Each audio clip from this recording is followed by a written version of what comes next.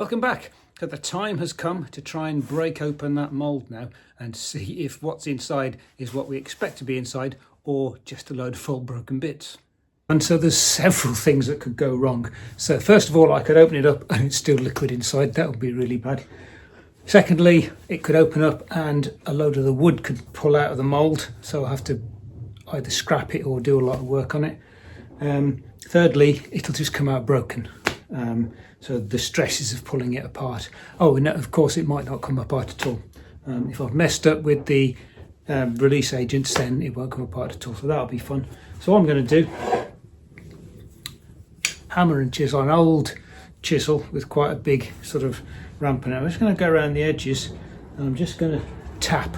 So I'm looking to get the chisel between, so this is the top part, I can tell because I wrote top on it.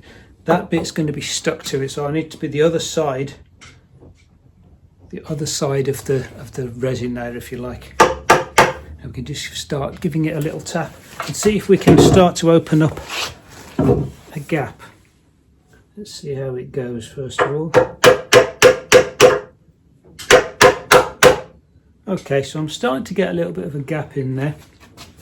So that looks promising. And once I get a fairly decent gap, I'm going to get some wooden wedges and start tapping those, and they'll do less damage to the finish. So here's one. You just tap that in. You can feel it and you can hear it starting to make sort of slight cracking noises as it starts to come away. So just trying to be very gentle with it. Okay, I can feel it, I can hear it as well, cracking now. Another wooden wedge, I think. Okay, that goes in there.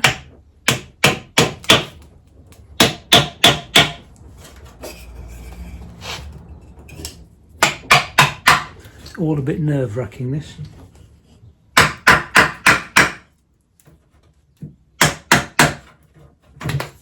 Oh, big cracking noise there. Let's go a bit further down here with it.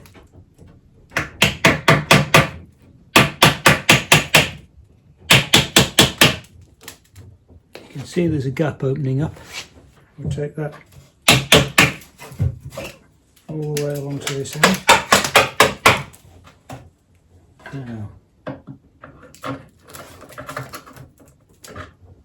and I've got what looks like release agent visible in the crack, which is a good sign.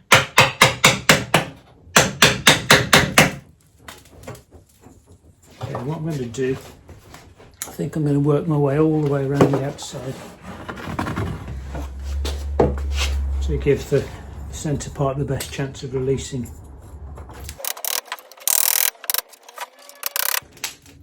So it's working well, just going around with these two wedges. I use the pointy one to just start it off,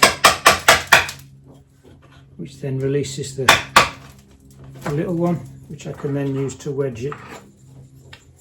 Okay, let's go around the corner again. Another big cracking noise. Another big cracking noise. It's getting a very big cracking noise.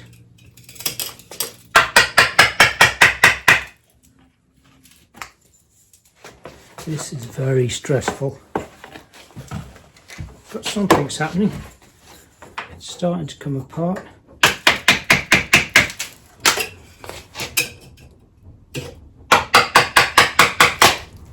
Oh, that's a very big cracking noise. Oh, it's still making a noise now.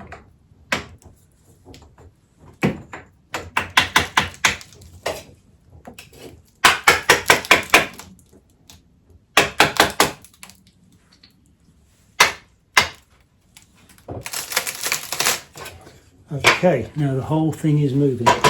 This is the point where we find out if it's worked or not. And there we are. It's come away quite nicely. There we go, it doesn't look like much, but you can see the mould is complete. This is the release agent, this stuff. that's formed like a layer of PVA glue, you know, when you get it on your fingers, and it's coming away really nicely from that polished, and I can't see anything that's stuck in there at all, so that's really good news. Just try not to destroy it. And then we've got the actual moulding. You can just about make out there we have the shape of a guitar, and we've even got some of the few bits here where it's a bit sticky, but generally speaking that's looking alright. It doesn't look like much, it looks like a very gentle curve, but that should be the shape of our final guitar. So there we are, that's 2 parts of the mould done. I'm really quite pleased with this, to be honest. It's come out quite nicely, and obviously because we've moulded one from the other, we know that they'll go back together in one go. Okay, so that's the 2 parts of the mould done. The next step is to try and use it to make the wood go into the right shape, and there's a challenge all on its own. So that's going to be in the next video, so feel free to subscribe if you want to, or just come and have a look if you're interested in whether this actually works or not. Hopefully I'll see you next time.